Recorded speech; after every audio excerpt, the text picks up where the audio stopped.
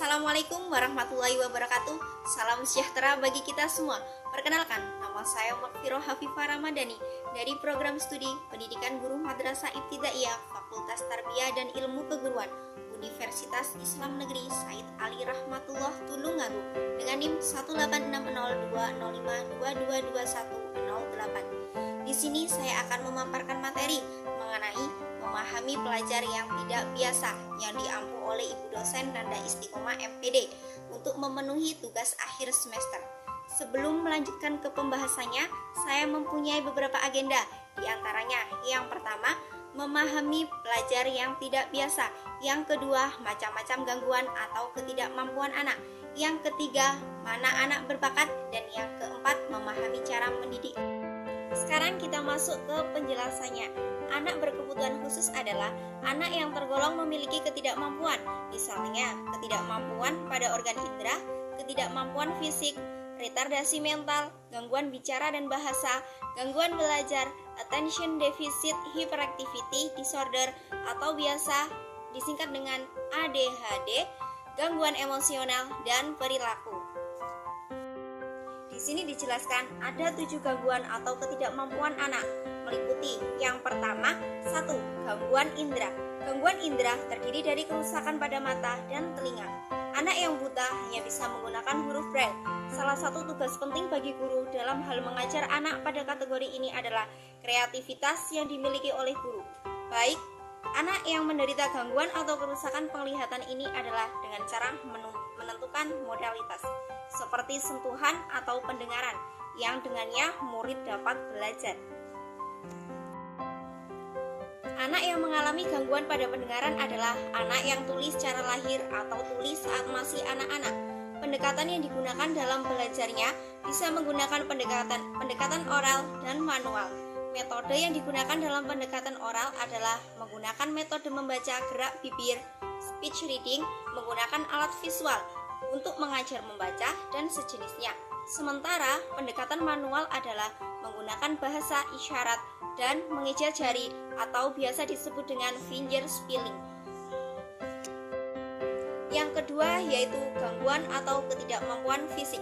Gangguan fisik anak antara lain adalah gangguan ortopedik seperti gangguan karena cedera otak atau biasa disebut cerebral palsy dan gangguan kejang-kejang.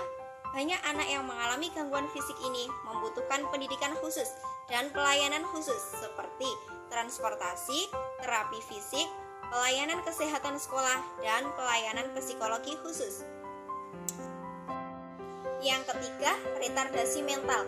Retardasi mental adalah kondisi siswa sebelum usia 18 tahun yang ditandai dengan rendahnya kecerdasan.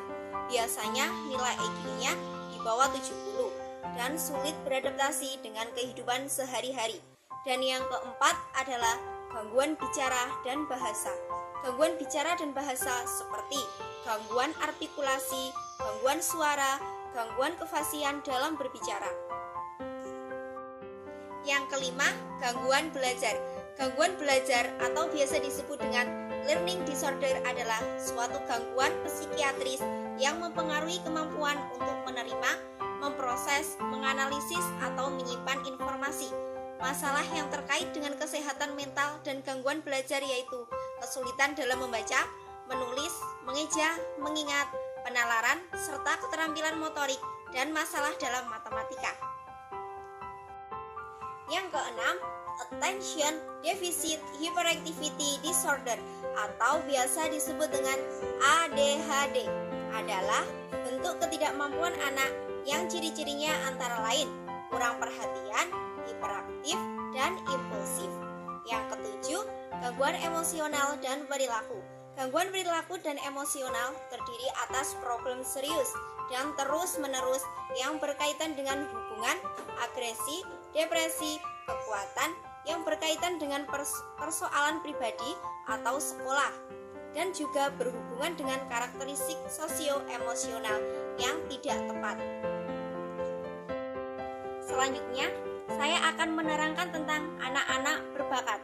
Menurut Ellen Wiener tahun 2011, seorang pakar di bidang kreativitas dan anak berbakat, Ada 3 kriteria menjadi ciri anak berbakat. Yang pertama, dewasa lebih dini, precocity. Anak berbakat adalah anak yang dewasa sebelum waktunya, apabila diberi kesempatan untuk menggunakan bakat dan talenta mereka. Anak berbakat lahir dengan membawa kemampuan di domain tertentu. Yang kedua yaitu belajar menuruti kemauan mereka sendiri. Anak berbakat belajar secara berbeda dengan orang lain yang tak berbakat, tidak membutuhkan banyak dukungan atau scaffolding dari orang dewasa. Dan yang ketiga, semangat untuk menguasai. Anak yang berbakat tertarik untuk memahami bidang yang menjadi bakat mereka, memperlihatkan minat yang besar dan obsesif, kemampuan kuat dan fokus, motivasi internal yang kuat. Selanjutnya, kita akan memahami cara mendidik anak berbakat. Yang pertama, kelas khusus. Secara historis, ini adalah cara yang lazim untuk mendidik anak berbakat. Kelas khusus selama masa sekolah reguler dinamakan program pull out.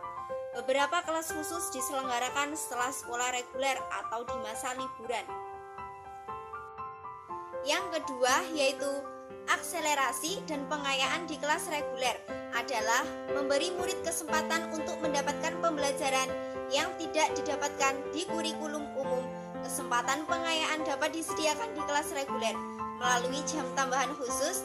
Tipe program pengayaan antara lain mengembangkan keterampilan berpikir kritis dan kreatif. Anak diberi kesempatan untuk memilih sendiri bidang studinya.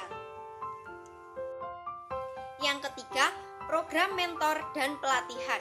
Beberapa pakar percaya ini adalah cara penting yang jarang dipakai untuk memotivasi, menantang dan mendidik anak berbakat secara efektif. Yang keempat, kerja atau studi atau program pelayanan masyarakat. Reformasi pendidikan telah melahirkan banyak strategi di kelas umum, strategi yang ada di kelas khusus. Strategi penekanan pada pembelajaran berbasis problem, anak melakukan proyek dan berpikir kritis, memotivasi dan menantang anak yang berbakat di kelas reguler. Sekian pemaparan materi yang dapat saya sampaikan, semoga dapat bermanfaat bagi kita semua. Kurang dan lebihnya saya mohon maaf yang sebesar-besarnya dan saya akhiri. Wassalamualaikum warahmatullahi wabarakatuh.